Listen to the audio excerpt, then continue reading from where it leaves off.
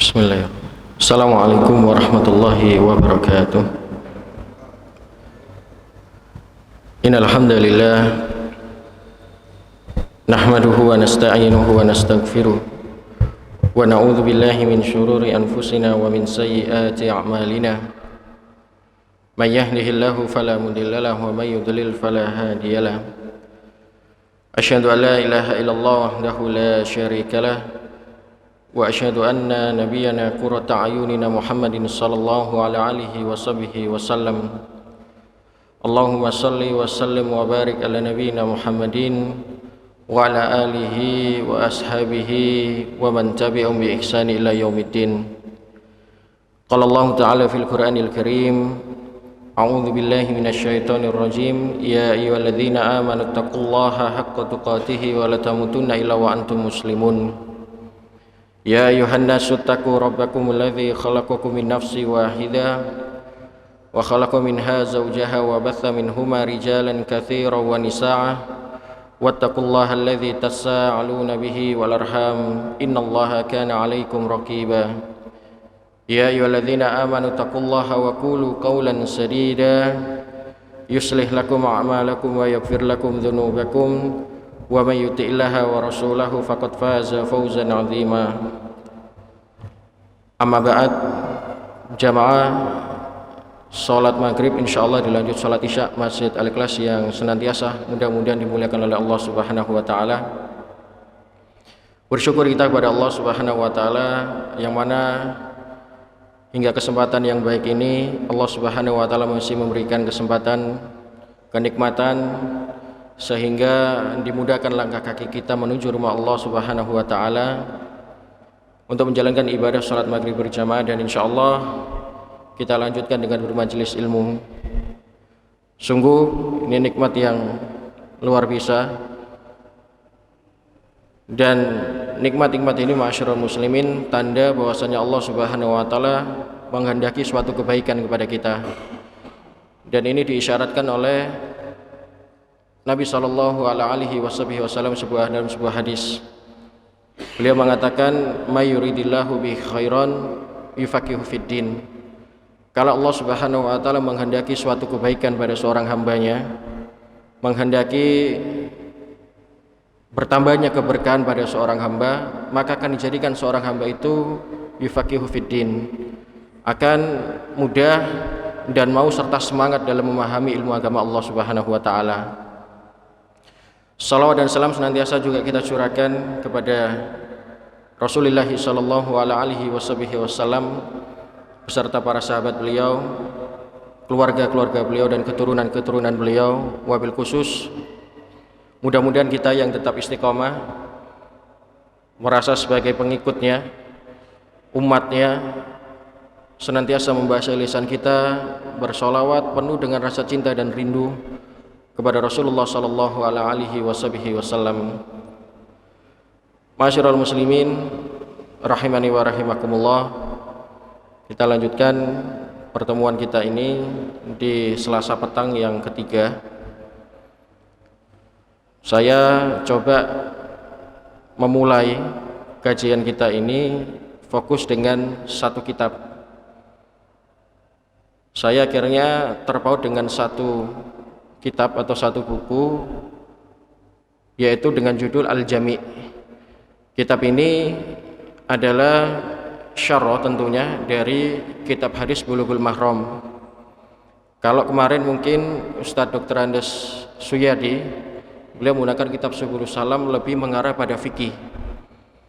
Sedangkan kitab yang saya pilih ini kitab Al-Jami' adalah syarah dari kitab Bulughul Mahram, tapi lebih kepada tazkiyatun nufus, yaitu penyucian jiwa, sehingga nantinya kita akan menemukan beberapa hadis tentunya dan juga bab-bab tentang tazkiyatun nufus, penyucian jiwa yang terdapat dalam kitab Bulughul Mahram. Dalam kitab ini ma'asyiral muslimin ada kurang lebih ada 122 poin atau 122 hadis tentunya. Dan insya Allah pada setiap pertemuan kita akan membahas, mengkaji satu hadis tentunya, dan mencakup mulai dari fikih tentunya, muamalah, akidah, dan juga tazkiyatun nufus. Dan alhamdulillah ma'asyiral muslimin, di pertemuan yang pertama ini kita mengawali di adab tentang kesopanan. Di hadis yang pertama ini Ibnu Hajar Asqalani menempatkan hadis dari sahabat yang mulia Abu Hurairah radhiyallahu anhu, manakala beliau mengatakan bahwa Rasulullah sallallahu alaihi wasallam bersabda, hakul muslim alal muslim. Jadi hak sesama muslim itu terhadap hak saudara muslimnya yang lain itu ada situn, ada 6. Dan yang pertama kata Nabi sallallahu alaihi wasallam yaitu idza laqitahu fasalam alaihi, yaitu apabila engkau berjumpa dengan saudara muslimmu itu maka ucapkanlah salam. Kemudian yang kedua adalah wa idza da'aka fa'ajibhu, apabila kita diundang oleh saudara muslim kita maka wajib hukumnya kita memenuhi undangan tersebut. Kemudian yang ketiga adalah wa idza istahsaka fa'ansahu, yaitu bila dia meminta nasihat kepada kita ma'asyiral muslimin maka kita juga wajib memberikan nasihat kepadanya. Kemudian yang keempat adalah wa idza atasa fahamidallah fasamathu, apabila dia bersin, ya, mengeluarkan bersin itu, maka kalau dia mengucapkan alhamdulillah, mengucapkan kalimat tahmid alhamdulillahirabbil alamin, maka ucapkanlah yarhamukallah. Itu yang keempat. Kemudian yang kelima adalah wa idza marida fa'udhu, kalau dia sakit dia punya hak dari kita untuk menjenguknya. Kemudian yang terakhir yang keenam adalah wa idza mata fa'atbahu, kalau dia meninggal maka kita punya kewajiban untuk, ya, selain mengurus jenazahnya yaitu menghantarkan jenazahnya ke pemakaman. Jadi ini adalah 6 hak saudara muslim kita terhadap saudara muslim yang lainnya. Hakul muslim alal muslim.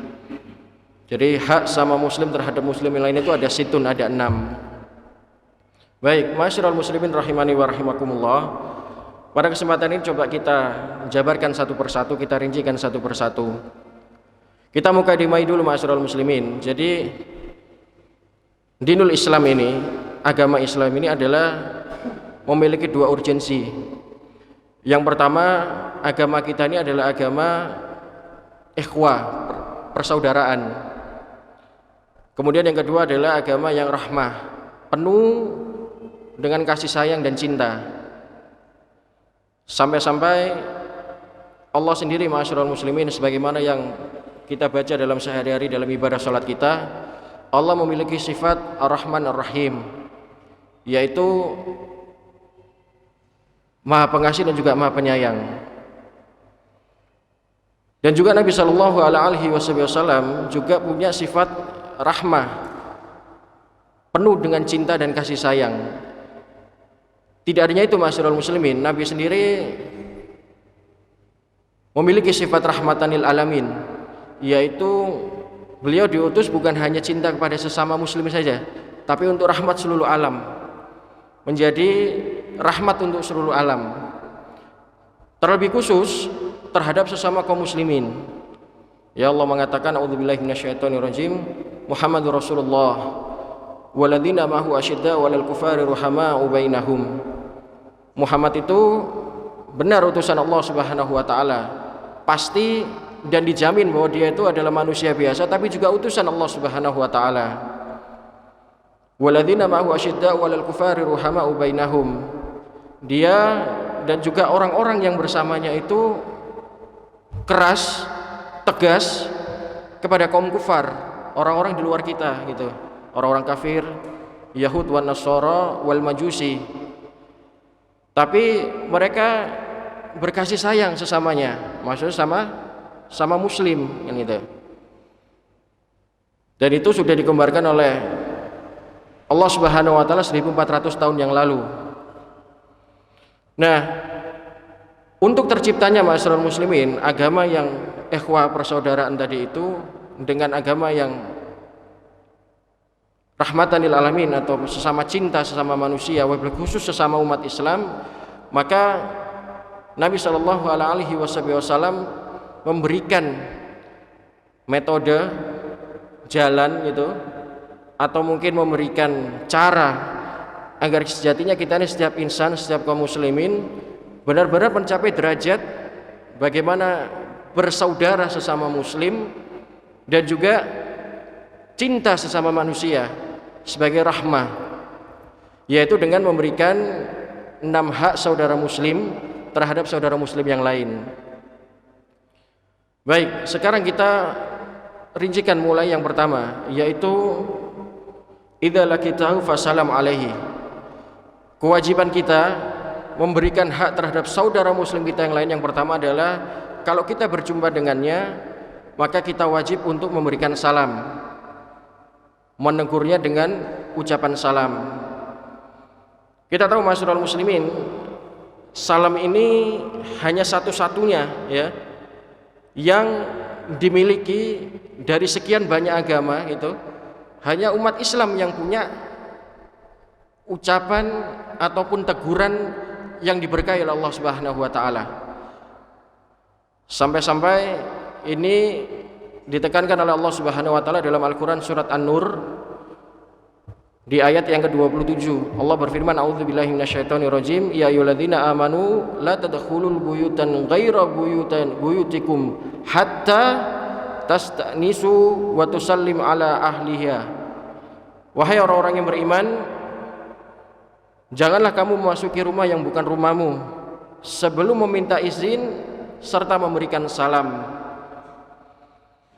Kemudian dalam ayat yang lain juga masih dalam surat An-Nur di ayat yang ke-61 Allah mengatakan, fa idza dakhaltum buyutan fasalimu ala anfusikum. Wahai orang-orang yang beriman, di awal ayat itu, apabila kalian memasuki suatu rumah, memasuki suatu bangunan gitu, sampai-sampai memasuki masjid pun gitu, walaupun ada doa tersendiri, maka janganlah kalian memasuki sebelum kalian mengucapkan salam. Dan salam itu ma'asyiral muslimin ungkapan doa kebaikan. Anfusikum, walaupun doa itu kalian ucapkan, kalian sampaikan kepada orang lain, anfusikum akan kembali pada diri kalian sendiri, dan doa itu pun juga keselamatan untuk diri kalian gitu. Maka ini adab-adab dan juga hak terhadap saudara muslim kita yang pertama. Kemudian ma'asyiral muslimin juga disebutkan dalam sebuah hadis. Hadis ini sahih, diriwayatkan oleh Imam Muslim, dan ini subhanallah Pak, luar biasa keutamaan bagi orang-orang yang senantiasa mengucapkan salam. Nabi sallallahu alaihi wasallam menjamin surga untuknya. La tadkhulul jannah hatta tu'minu wa la tu'minu hatta tahabbu. Kalian, kata Nabi Pak, tidak akan masuk dalam surga hingga kalian beriman, dan kalian tidaklah disebut beriman. Ulama yang saklek mengatakan tidak punya iman, Pak. Jadi kita tidak dikatakan oleh Nabi itu punya iman gitu ya, atau mungkin punya iman tapi nggak sempurna, sampai kalian saling mencintai, hatta tuhibbu. Awaladlukum ala syai'in idza fa'altumu tahabbu. Maukah kalian aku tunjukkan kepada kalian yang jika kalian melakukannya niscaya kalian akan saling mencintai. Allahu Akbar Pak, kita lihat ternyata bukan perkara yang sulit, bukan perkara yang mudah, juga bukan perkara yang bisa menguras tenaga kalau kita melakukan amalan ini. Afshu salam bainakum, sebarkan salam, perbanyaklah kalian salam terhadap saudara muslim kalian. Hadis ini Pak diriwayatkan oleh Imam Muslim nomor 54. Kita lihat ma'asyiral muslimin bagaimana Nabi sallallahu alaihi wasallam menjamin surga Pak. Dan tanda sempurnanya iman itu bukan hanya kita beribadah, beramal soleh, tapi bagaimana kita memberikan hak terhadap saudara muslim kita dengan mengucapkan salam. Kita belum merincikan masyarakat muslimin, salam kepada siapa kita memberikan ucapan itu. Khususkah terhadap saudara muslim kita, atau mungkin juga boleh kepada saudara walaupun bukan seakidah dengan orang-orang di luar kita, sebagaimana orang Nasrani, orang-orang Yahudi, orang-orang Majusi, kan gitu. Maka kata para ulama menghukumi, hukumnya adalah boleh, dengan catatan sebatas Pak ya, sebatas ungkapan sebagai persaudaraan di dunia saja. Lantas bagaimana Ustaz kalau misalkan kita diberikan salam oleh orang-orang di luar agama kita? Wajibkah kita menjawabnya gitu? Maka kita juga boleh menjawabnya. Ada dua macam Pak cara menjawab kita. Yang pertama, cukup menjawab waalaikum. Ya, cukup menjawab waalaikum, atau mungkin juga ya mengucapkan wa iyakum.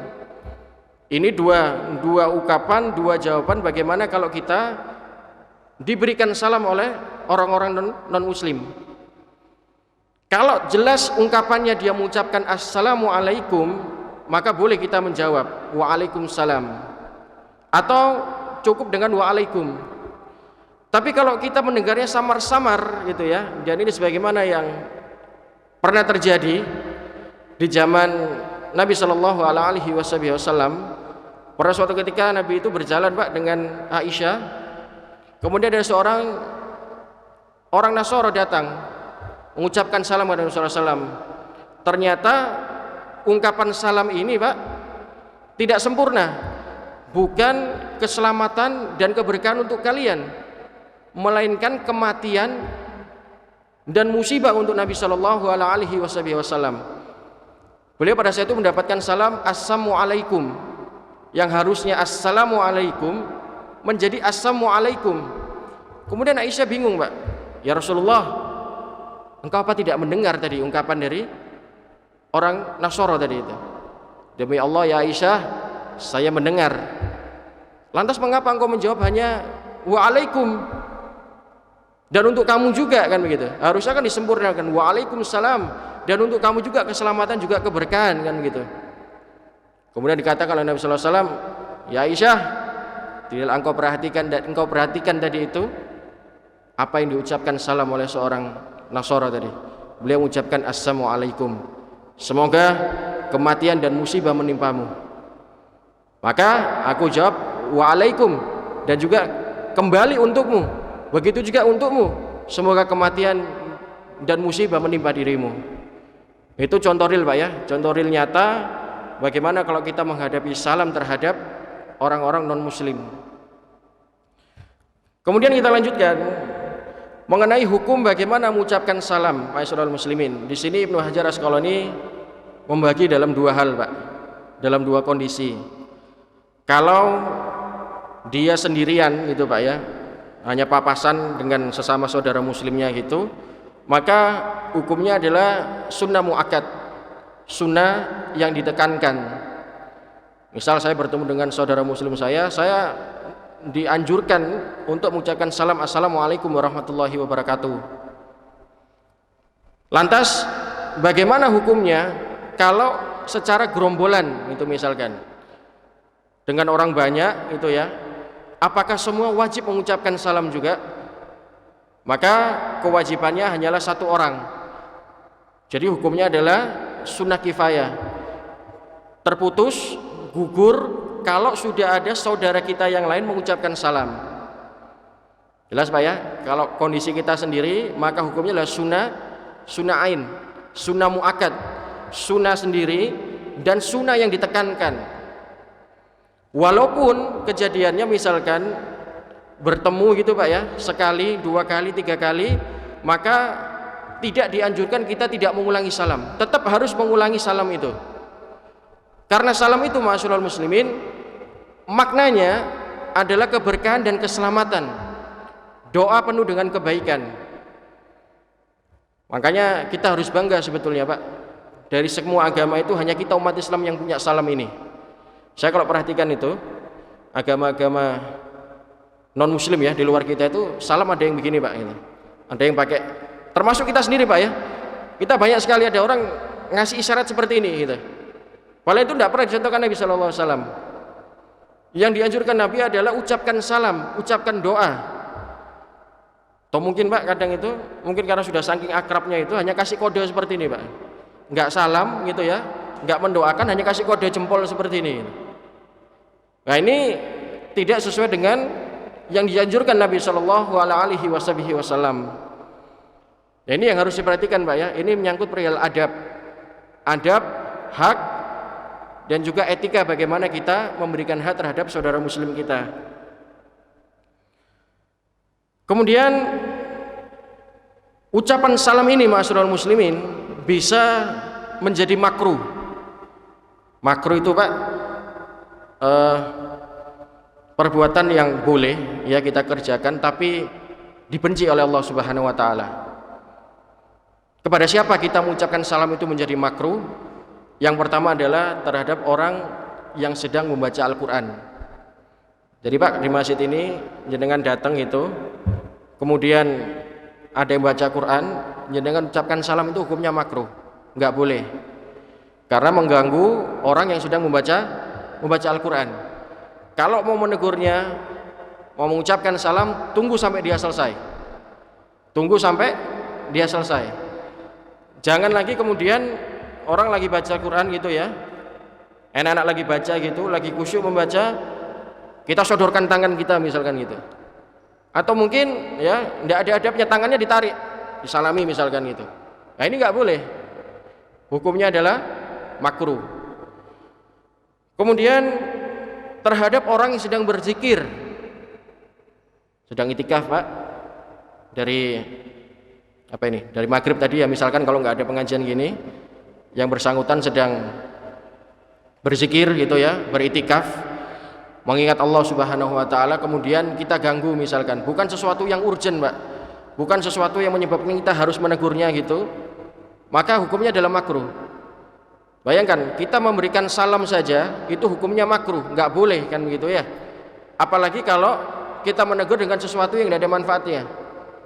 Mungkin mau ngajak ngobrol itu ya, mau ya melakukan sesuatu yang tidak ada manfaatnya misalkan, itu tidak boleh kan gitu.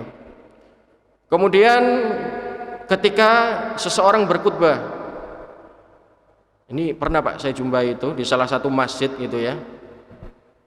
Jadi ada khotib sedang khutbah Pak itu ya.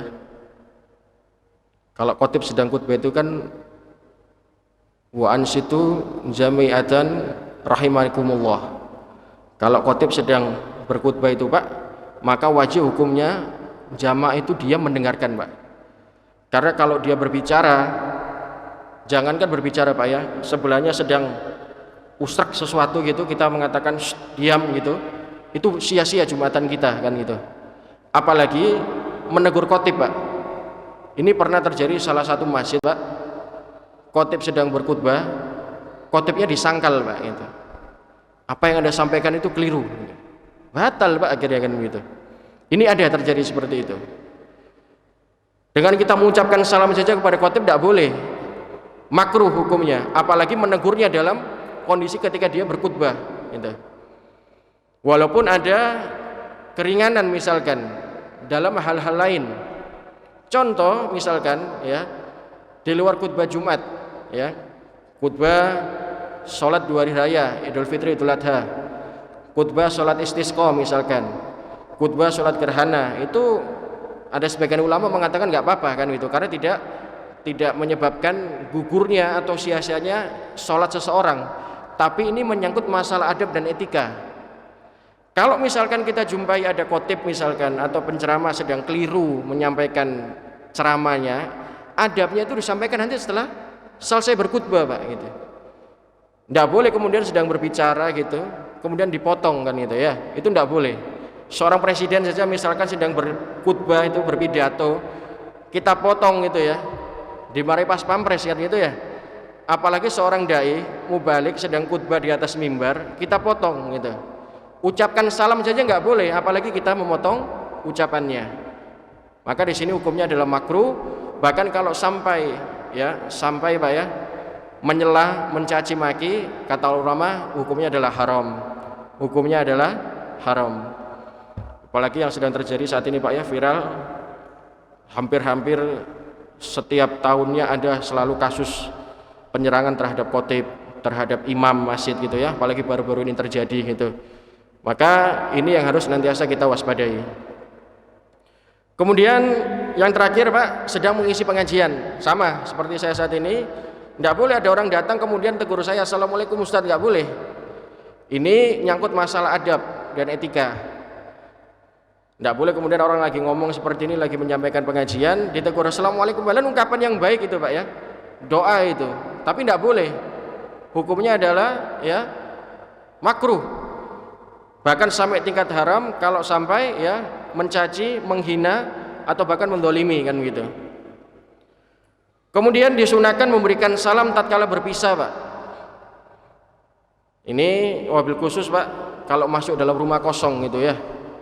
Misalkan antum pergi luar kota gitu Pak ya, lama sekali, antum pegang kunci ini, kunci rumah gitu, terus rumah itu kosong nggak ada orang, antum datang pertama maka ucapkan salam Pak.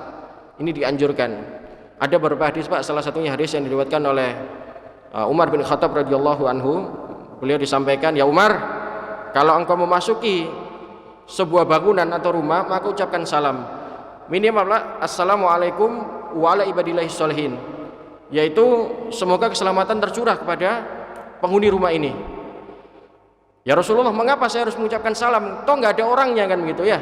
Ya Umar, ketahuilah setiap rumah, setiap bangunan itu ada yang nunggu Pak, gitu ya. Ada yang nunggu Pak, saudara-saudara kita, jin Pak, maksud saya itu jin. Setiap rumah Pak, setiap bangunan tuh tidak mustahil ada jinnya, dan itu Nabi isyaratkan Pak. Siapa yang memasuki sebuah rumah kemudian dia mengucapkan salam, niscaya jin itu akan pergi semua Pak.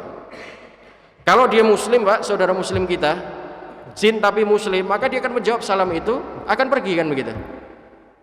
Tapi kalau dia jin itu kafir Pak, maka dia akan terbakar kata Nabi sallallahu alaihi wasallam. Maka jangan diremehkan, masuk rumah misalkan gitu, ya nyalakan lampu sudah masuk kamar gitu aja, jangan Pak. Ini keutamaan dan anjuran dari Nabi sallallahu alaihi wasallam.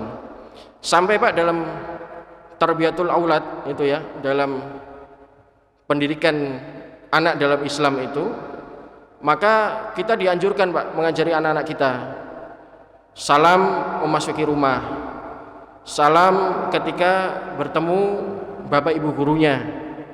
Sebagaimana kita saat ini Pak, jangan ada misalkan orang itu Pak ya, dia merasa dosen gitu atau guru, kemudian karena lihat ada muridnya, dia tidak mau mengucapkan salam terlebih dahulu. Ini nggak boleh Pak. Jadi mengucapkan salam itu ada beberapa kondisi Pak. Yang pertama, orang yang berkendara harus mengucapkan salam kepada orang yang sedang berjalan Pak. Harus mengucapkan salam terhadap orang yang berkendara. Begitu sebaliknya, orang yang berkendara Pak, entah itu menggunakan sepeda motor, mobil, maka dia harus memberikan salam terhadap orang yang duduk. Harus Pak, tidak boleh kebalikannya. Dibalik misalkan yang duduk memberikan salam kepada orang yang menggunakan kendaraan gitu. Karena apa, kesannya nanti akan terkesan sombong Pak gitu. Dan itu masuk dalam kategori adab, etika dalam memberikan salam. Jangan kondisi kita seperti saat ini Pak ya, banyak sekali yang naik mobil Pak, mau buka jendela, mau buka kaca saja sudah syukur alhamdulillah Pak. Kadang itu sudah tidak mau buka jendela, tidak mau buka kaca mobil gitu, tidak mau tegur gitu, tidak mau ucapkan salam. Maka ini tidak sesuai adab yang dituntunkan oleh Nabi Sallallahu Alaihi Wasallam. Termasuk Pak, kata para ulama, salam ini bisa menyatukan orang yang sedang bertikai Pak. Jadi orang mengucapkan salam itu hukumnya sunnah Pak ya, paling tinggi itu sunnah muakkad, dianjurkan. Tapi orang yang diberikan salam wajib hukumnya menjawab. Jadi Pak, kalau antum jumpai ada orang misalkan gitu ndak tegur sapa gitu ya, suruh aja Pak memulai salam gitu, berebut untuk mendapatkan kebaikan. Assalamualaikum ahlan, kaifa haluk misalkan kan itu. Mau ndak mau orang kalau dia punya ilmu Pak, dia faham minimal itu, maka dia akan menjawab kan itu, sehingga akan merenggangkan hubungan yang semula itu panas akan menjadi dingin Pak gitu. Dan ini dianjurkan oleh para ulama. Salam itu bisa menjadi metode, sarana mendinginkan hubungan dua orang yang sedang tidak baik, Pak. Kemudian mengucapkan salam ini, masyarakat muslimin, boleh hanya dengan sebatas ya assalamualaikum misalkan gitu. Itu boleh, Pak. Walaupun sempurnanya adalah assalamualaikum warahmatullahi wabarakatuh. Ini yang dianjurkan, Pak ya. Karena ucapan assalamualaikum ini ya kalimat doa, Pak. Isim masdar ya. Jadi anjuran gitu, Pak ya. Kemudian kebaikan, doa gitu. Jadi nggak boleh kita tinggalkan isim masdar, Pak, sifat hukumnya dalam kalimat ini. Jadi kalau ada orang misalkan, Pak, hanya karena gengsi kemudian tidak mau tegur sapa, tidak mau ucapkan salam, itu sangat merugi sekali, Pak, gitu. Sangat merugi sekali. Kemudian yang menjawab pun, Pak, itu juga mengucapkan kalimat yang sama. Boleh juga Waalaikumsalam, tapi dianjurkan oleh para ulama adalah ada tambahan huruf waw, Waalaikumsalam, dan disempurnakan Waalaikumsalam warahmatullahi wabarakatuh. Itu sempurnanya dan itu afdalnya, Pak. Ini kelihatannya ringan, Pak ya, tapi ternyata menjadi rutinitas kita sehari-hari, Pak. Mengapa Ibnu Hajar Asqalani ini menempatkan hadis ini, Pak, hak terhadap saudara muslimnya dalam bab awal, bab kesopanan gitu ya. Karena adab ini, Pak, etika ini sangat penting sekali. Orang meremehkan adab, meremehkan masalah etika itu nggak sadar, Pak. Nabinya itu diutus itu untuk menyempurnakan adab dan etika, akhlak. Innamal bu'itsu liutami makarimal akhlak. Nabi itu, Pak, diutus itu untuk menyempurnakan akhlak, Pak. Dari masa jahiliyatil juhala, dari masa-masa kebodohan, masa-masa berhala, disempurnakan oleh Nabi sallallahu alaihi wasallam dengan akhlak yang baik, akhlakul karimah. Maka kajian ini, Pak, atau tema ini sangat penting untuk kita perhatikan. Karena banyak di antara kita mungkin masih belum paham, menganggap salam itu ada perkara yang remeh, perkara yang main-main saja gitu, seakan-akan bukan sesuatu yang penting. Baik, kemudian yang kedua, Pak, kita lanjutkan, yaitu wa idza da'aka fa'ajib. Kalau kita diundang, Pak, maka wajib hukumnya untuk kita memenuhinya.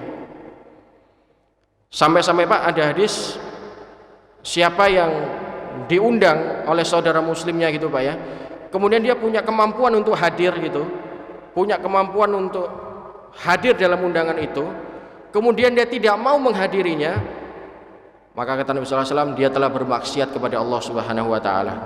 Hadisnya, Pak, itu diriwayatkan oleh Abu Daud di nomor 2741. Faman du'iya falam yuhjib faqad asallahu wa rasulahu.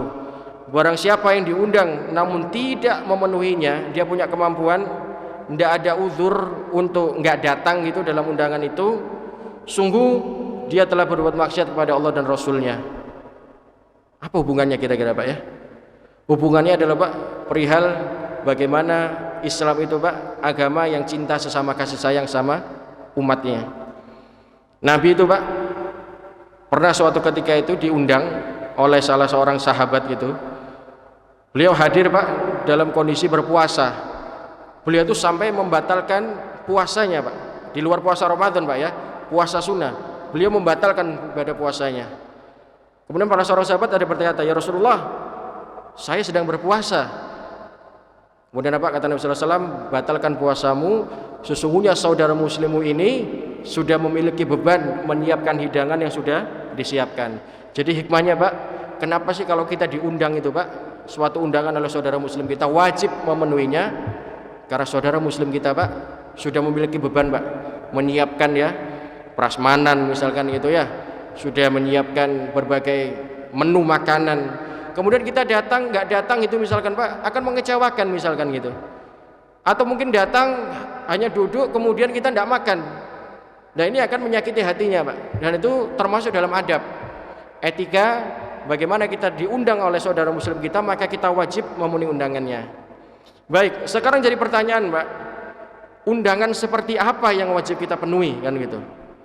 Misal ada undangan dangdutan misalkan itu, wajib kita memenuhi undangannya, Pak? Lah, tidak harus, Pak. Undangan yang selama undangan itu tidak melanggar syariat. Masih dirincikan lagi, Pak. Undangan itu ada yang menyangkut masalah melanggar syariat, ada juga yang memang sudah menjadi kebiasaan, adat istiadat kan gitu. Tapi kata para ulama, walaupun adat istiadat sudah menjadi kebiasaan, kalau melanggar syariat maka tidak boleh kita mendatangi undangan itu.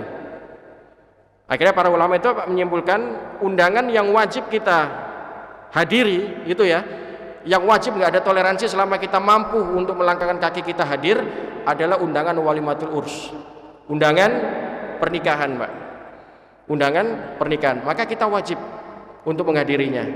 Di luar itu Ustaz, apakah wajib? Maka kata para ulama beda pendapat, Pak. Ada yang mengatakan tidak wajib, ada yang mengatakan wajib. Ada juga yang mengatakan tergantung kondisi undangannya apa. Kalau undangannya memang penuh dengan kemaksiatan, ya, kemudian ada iring-iringan mabuk-mabukan misalkan, maka kita nggak wajib untuk memenuhi undangan itu. Tapi selama undangan itu, Pak, pertama saudara muslim kita, sudah jelas, Pak, ya, dia muslim gitu. Terus kemudian ya hartanya memang boleh untuk dinikmati, maksudnya dia menyiapkan makanan, menyiapkan minuman dan ridho untuk kita nikmati, maka boleh kita hadirnya, Pak. Tapi kalau jelas kemudian dia seorang yang kafir misalkan gitu, Pak, ya, kemudian hartanya juga harta syubhat, nggak tahu harta halal atau haram, maka ini boleh kita berhati-hati di situ, Pak. Tidak wajib untuk menghadirinya. Tapi undangan itu, Pak, selama undangan itu tidak melanggar koridor syariat, maka kita dianjurkan untuk memenuhinya, bahkan sampai tingkatan wajib, Pak. Allah Subhanahu wa taala mengatakan, Pak, dalam Al-Qur'an surat Al-Ahzab ayat 53, a'udzubillahi minasyaitonirrajim, walakin idza du'itum fadkhulu fa idza ta'imtum fantashiru. Jika kalian diundang, Pak, maka masuklah, dan bila kalian telah selesai makan maka keluarlah. Ini termasuk etika, Pak, kalau diundang pun jangan berlama-lama. Kita diundang, selesai hajatnya pulang, Pak. Jangan berlama-lama kan itu. Selesaikan urusannya, selesaikan hajat kita, selesai pulang. Bukan berarti kemudian ada istilah Bapak sekarang itu ya, SMP sudah makan pulang gitu ya. Juga jangan seperti itu, Pak. Tapi yang dimaksud di sini adalah bagaimana kita menghormati, memberikan kesempatan kepada orang lain yang juga diundang, Pak, untuk bisa hadir dalam undangan tersebut. Kemudian yang ketiga, Pak, yaitu wa idza intansahaka fansahu, yaitu bila dia meminta nasihat darimu maka berilah nasihat. Nasihat ini masyarakat muslimin dalam agama kita adalah tiang agama. Ad-dinu nasiha, agama kita ini nasihat, Pak. Agama kita ini adalah nasihat. Sampai-sampai, Pak, nasihat ini diutamakan oleh Nabi sallallahu alaihi wasallam dalam berbagai bab, Pak.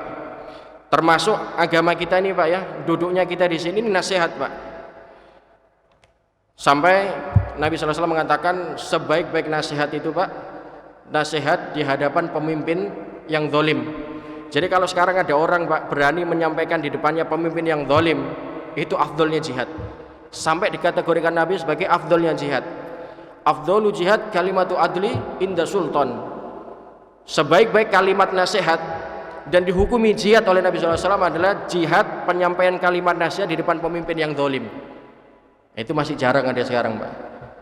Sekalinya ada, Pak, ditangkap. Ya, Pak, ya. Sekalinya ada dibilang makar gitu ya. Nanti kalau sudah kena makarnya Allah yang sesungguhnya baru tahu rasa, Pak. Wa makaru wa makarullah wallahu khairul makirin. Itu seputar nasihat, Pak.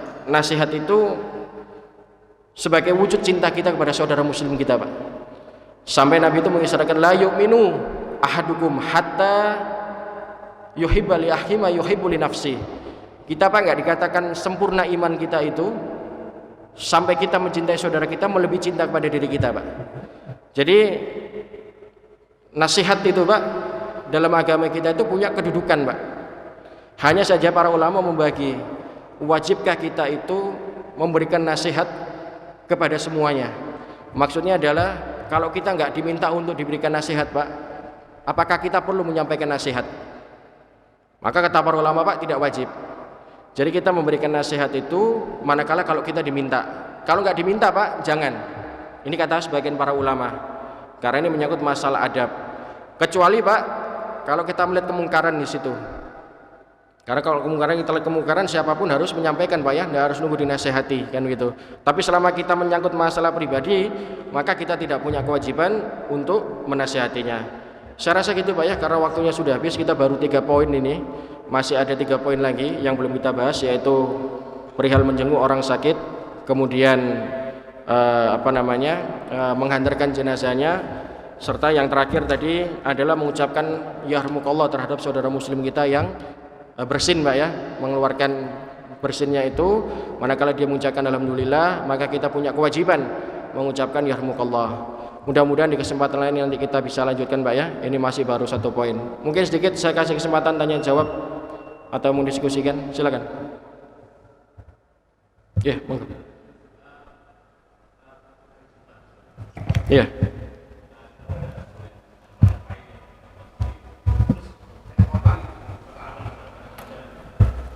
Ya. Cukup. Ada lagi? Ya. Jadi ini perihal yang sering terjadi Bapak. Jadi perihal kotak infak gitu ya. Itu sebetulnya sudah terjadi perbedaan pendapat di kalangan ulama. Ada yang ulama mengatakan saklek, oh enggak boleh, itu akan menjadikan perbuatan sia-sia. Ada juga yang mengatakan boleh, kan itu ya. Baik, yang mengatakan enggak boleh Pak, yang mengatakan tidak boleh, ini mereka berpegang teguh dengan hadis Nabi SAW. Kalau orang yang diibaratkan Nabi, dianalogikan Nabi itu, orang yang sedang khutbah Jumat, mendengarkan khutbah Jumat, dia main kerikil saja, itu sia-sia Pak ya. Apalagi ini menggiring kotak amal, ya belum suaranya gitu ya, belum cari uangnya gitu ya, itu segala macam. Maka ada ulama mengatakan saklek akan sia-sia, nggak boleh. Maka dianjurkan itu sebelum khutbah Jumat. Makanya alhamdulillah kalau di sini itu Pak sudah beberapa lama, setahu saya sudah lama lah ya. Itu memang sebelum khutbah Jumat Pak sudah dijalankan kan gitu ya. Itu ulama yang mengatakan ya berpegang pada hadis Nabi. Jadi tidak boleh hukumnya mengedarkan kotak infak ketika khutbah Jumat. Kemudian ulama yang kedua mengatakan boleh Pak, boleh selama tidak mengganggu. Makanya sampai diberikan solusi adalah kalau ingin memasukkan uang dalam kotak infak itu kita siapkan Pak. Jadi sebelum kita masuk masjid itu ya, kita sudah siapkan berapa uang yang mau kita infakkan. Kalau kita sudah tahu Pak, sudah siapkan, jadi ketika kotak infak jalan itu sudah langsung kita masukkan saja. Jangan kemudian leren apa Pak, rogo-rogo gitu Pak ya, gimana uangnya, belum nanti jatuh lagi segala macam. Maka dianjurkan disiapkan kan gitu. Kemudian keringanan para ulama yang lain adalah yang dimaksud dalam hadis itu adalah perbuatan yang sia-sia yang memang mengganggu Pak ketertiban dalam ibadah sholat Jumat. Contoh bermain HP misalkan, orang lagi khutbah Jumat difoto misalkan, atau mungkin telepon, terima telepon lagi khutbah Jumat misalkan, main game ketika khutbah Jumat, ini nggak boleh Pak. Ini jelas sia-sia kan gitu. Tapi kalau sekedar masukkan kotak infak saja itu boleh, selama tidak mengganggu. Contoh tadi makanya saya bilang disiapkan uangnya. Jangan kemudian leren apa Pak ya, cari-cari dulu kan gitu ya. Kemudian buka dompet, cari nggak ada yang paling kecil misalkan gitu ya. Nah, ini nggak dianjurkan. Kalau misalkan tentu yang paling afdol Pak ya, paling afdol adalah kita siapkan, kita masukkan dalam kotak infak sebelum khutbah Jumat, itu yang paling afdol. Tapi kalau memang situasinya tidak memungkinkan, kita datang telat misalkan, ya apa boleh buat? Maka saran yang kedua tadi, kita siapkan uangnya. Kita siapkan uangnya sehingga ketika kotak infak lewat depan kita, kita masukkan. Tidak perlu leren, cari-cari lagi. Saya rasa gitu Pak ya. Ada lagi? Cukup Pak ya, saya rasa. Mudah-mudahan apa yang kita sampaikan ini menambah kualitas iman takwa kita, menambah ilmu yang sedikit ini. Dan mudah-mudahan Allah Subhanahu wa taala istiqomahkan kita di atas iman dan Islam, dan juga tentunya menjadi ibrah untuk kita semua. Kita ucapkan alhamdulillahirabbil alamin dan kita tutup dengan doa kafaratul majelis. Subhanakallahumma wa bihamdika asyhadu alla ilaha illa anta astaghfiruka wa atubu ilaik. Kurang lebihnya mohon maaf. Wassalamualaikum warahmatullahi wabarakatuh.